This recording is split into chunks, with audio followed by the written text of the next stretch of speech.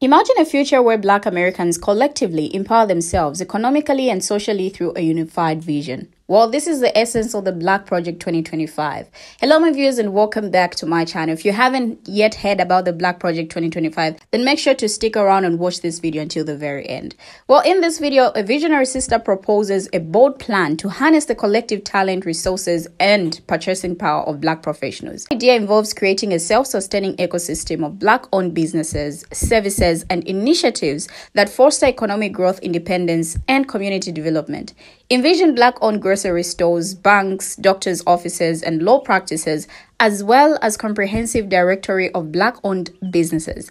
Now, this movement aims to create wealth, jobs, and opportunities within the Black community by swearing off support for large corporations and investing in each other. The response has been overwhelming, with many eager to join forces.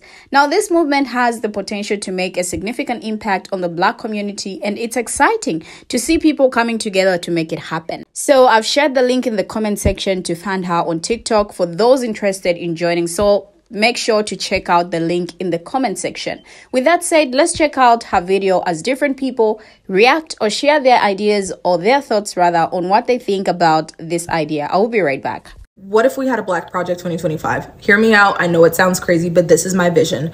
What if all of us were to get into a group? Okay, I'm talking doctors, lawyers, engineers. There's so many of us that are so talented, and we were to work together with our own Black agenda for 2025. I'm talking opening up Black-owned grocery stores in certain cities, Black-owned banks, so that way we can actually get our home loans and do what we need to do, our own doctor's offices, our own law practices, and we really were to just congregate and push towards our goals and our outcomes, right? And so this is how I envision it going. We can all get into this group. We can all donate what we have to donate on a monthly basis.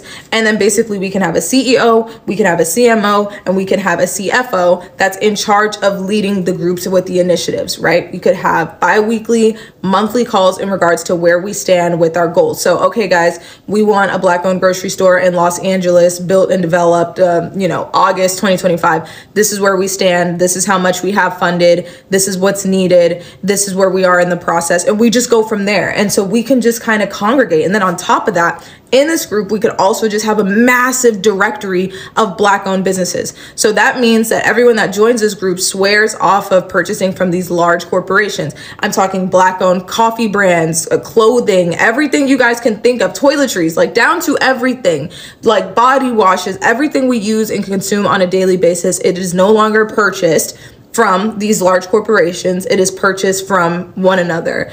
And I think that we can create so much wealth amongst ourselves just by strictly swearing off of supporting large corporations and only supporting one another, and also congregating to create our own agenda. Now, I know that there have been people who have tried to do this before in the past, and I know that we struggle as a community to trust one another.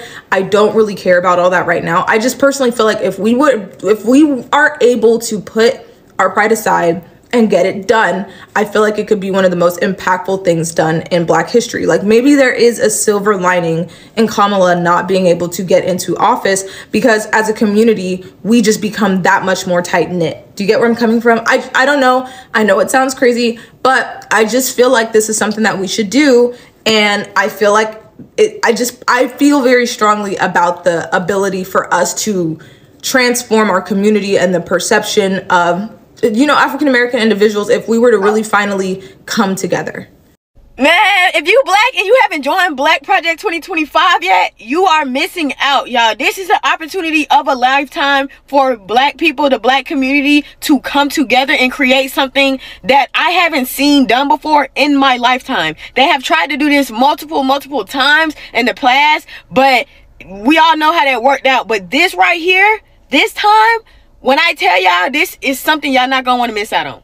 So many people have already tried to join within 48 hours that we actually crashed the server and we have to create a new app.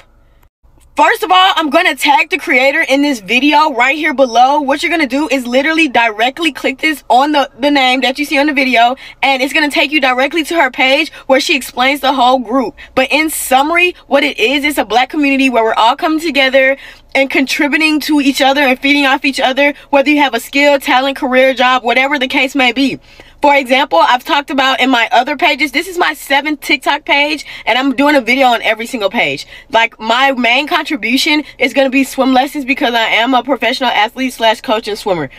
But the page that you're seeing this content on right now is my clothing brand that I just started. So this is a Black-owned clothing brand called Mezzanine Collection. And you guys, you can follow me if you want to. Again, I'm going to say my contributions in the group right now. Like I said, so many people are trying to join that they actually crashed the server. So until you can get in, you're gonna want to follow the creator that I tagged, because this was her idea and she is working efficiently, diligently, and she is working her ass off, y'all. Like, she's already working with an attorney, looking for developers, looking for software engineers, looking for cybersecurity. Whatever your talent is, you can contribute. So let's just kick it off. Like, go ahead and follow this page if you're interested in purchasing or supporting a small Black-owned business or / clothing line.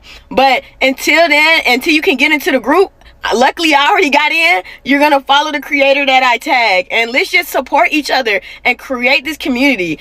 We don't care about the regular little Project 2025, because guess what? We're building a Black Project 2025, and this is gonna be great. And this is, like I said, a once-in-a-lifetime opportunity. Okay, so where's this Black 2025 project at? Because I know how to cook, okay? I'm willing to sell food. You know, I'm willing to cook. I'm expert in cooking, okay? Whatever your expertise is, let's just go ahead and just start sharing it now. I know how to cook. And I cook a mean anything. I mean, absolutely. I cook a damn pterodactyl. It don't matter what it is. I was selling plates during the time of Trump's administration back in 2016 through 2020, and I was successful, okay? I lost both my jobs during the pandemic, and I was paying rent selling food out my crib. It was TNS Food Express LLC, and no, I didn't ever get it registered, but it made a killing. A Black Project 2025. I dig it. The main premise behind it being pulling away from these big corporations. You guys are thinking pretty big. Now, don't get me wrong, I have my critiques, but no plan is a bad plan within reason. And I feel like we can work out the kinks if we work together and actually listen to each other. But as long as the core objective is helping each other and destroying capitalism as we know it, I'm on board. Now, I highly encourage you to watch the entire video of the creator that I'm going to tag in the description, especially if you're Black, because I feel like this is a very important time for us to really regroup on what we're going to do in a Trump presidency. Oh, and by the way, Black women are never going to shy away from trying to improve things, trying to help however they can. It's something that they've always been great at. So I need y'all, especially at this time, to support this idea and try to add on to this idea in any way you can. Because that narrative that Black women were just going to drop out of trying to make the world a better place, I knew that shit from the start. But they should not be the only ones doing the work. And also, there should not be a lapse of appreciation for the ones that are still doing the work. And please don't let this algorithm on TikTok get you confused. Majority of the people out there have not given up. Majority of the people out there, specifically in my community, have not given up.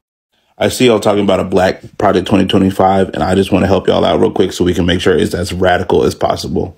But I'm excited. This is exciting. If y'all didn't know, my name is Julian. I am a abolitionist, Black queer feminist, and solidarity economy organizer. The solidarity economy movement is a movement about making sure people are prioritizing meeting each other's needs, like y'all are talking about with this Black Project 2025, over driving profits for the few. So it's really about prioritizing solidarity over capitalism, which I think is what this Black Project 2025 could be all about. So I wanted to point y'all in the direction of some tools that Black folks across the US and across the world are already using to build economic power. And maybe that'll help make this Black Project 2025 pop and be even stronger. So if you're not familiar already, I would really recommend reading about the Black cooperative economics movement. And what are cooperatives? Cooperatives are businesses that are owned and run by workers.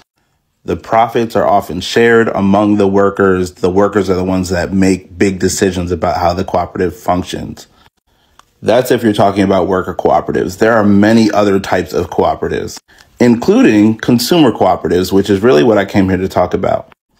Consumer cooperatives are where people who patronize a certain business organize themselves to make demands of those businesses to change things, right? So they're working cooperatively to change the nature of these businesses as the consumer base. There are housing cooperatives which organize tenants and allow tenants to actually own properties together, make decisions about the properties together, set rent prices together, and those exist across the country. So as we're talking about taking, intentionally using our money toward empowering the Black community to resist the repression that is likely to come in 2025, I would highly recommend that we research and invest in these types of businesses specifically.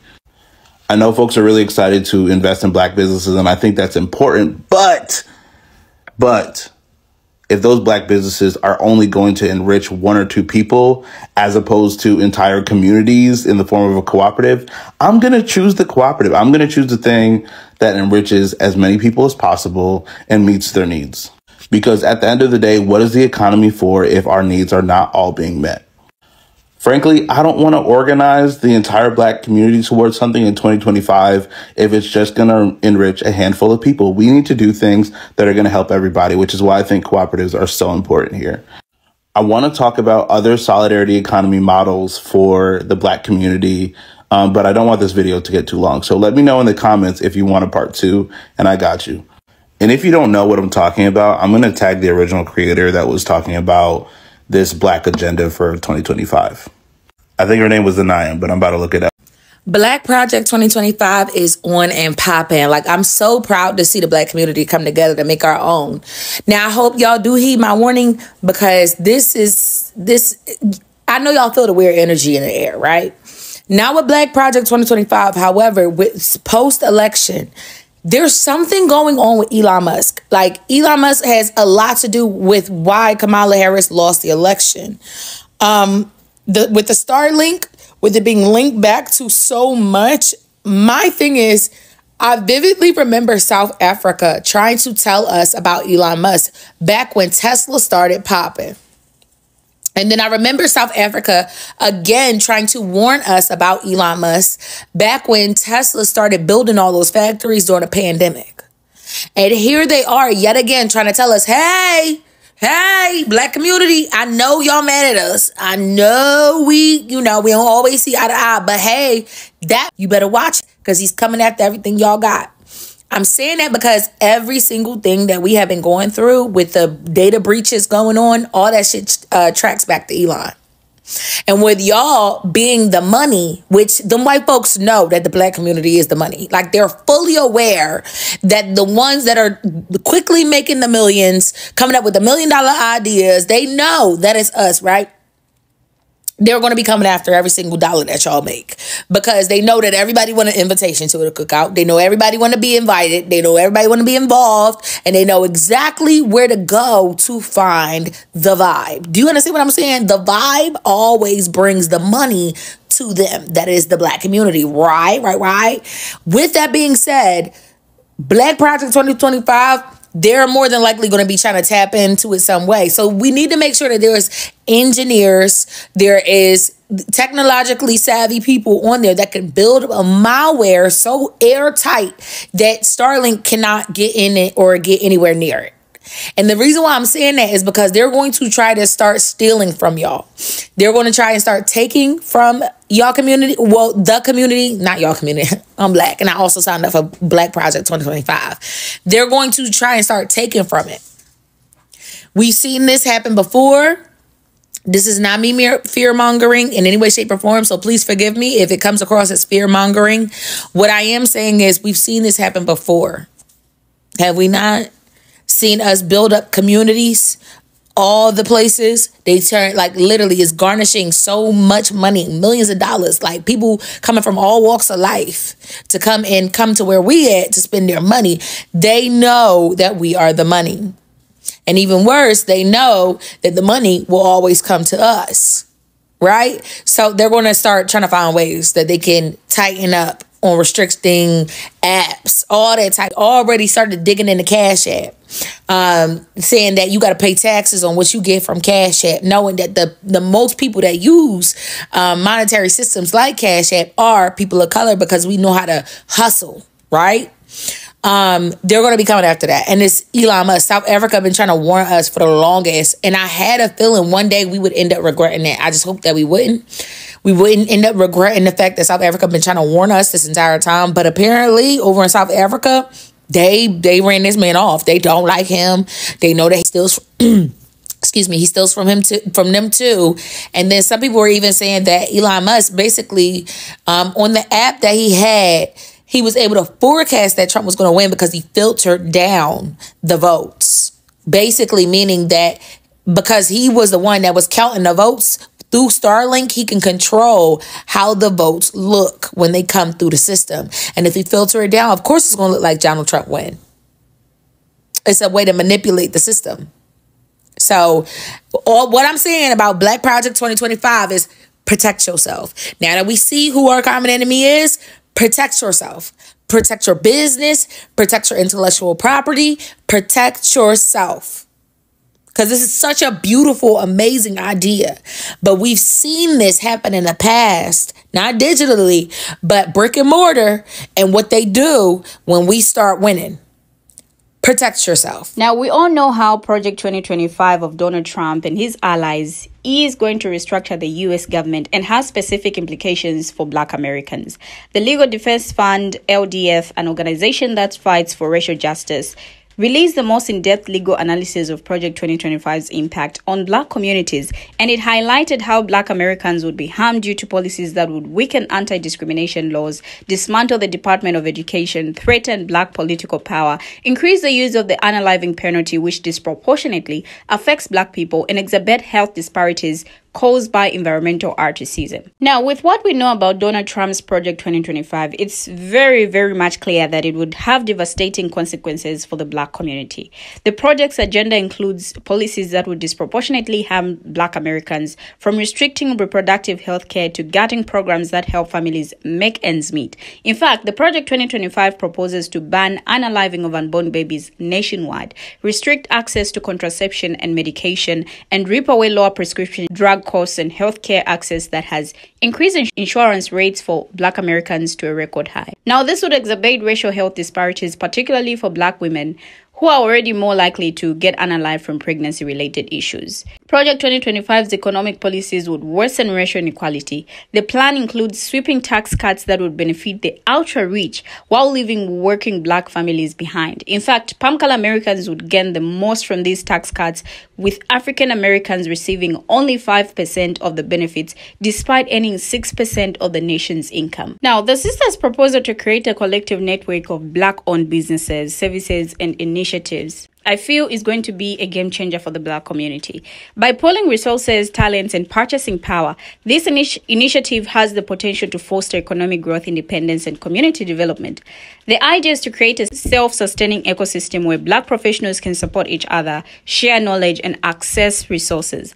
Now, this proposal addresses the significant challenges Black entrepreneurs face, including limited access to funding, resources, and networks. Research shows that Black businesses receive only 0.24% of venture capital funding in the UK, and 88% of Black founders finance their companies using personal savings or loans from family and friends. By creating a collective network, Black entrepreneurs can tap into a pool of resources, expertise, and support. Now, like I said earlier, a lot of Black people are for this idea. And from her comments, we can see how people are really interested in this. There were like 19K plus comments. And I'm just going to read a few comments and share my 2 cents afterwards. Now, this one says we have to actually go into our communities personally, find like minds to start groups. Then once we have solid groups in our cities and states, we can start connecting our groups out of state. Beautiful idea. Others would try to destroy it. History repeating itself, but I would love that if we could.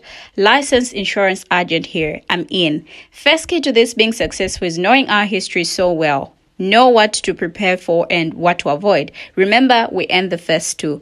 We should create our own Twitter. I'm in. Where's the sign up?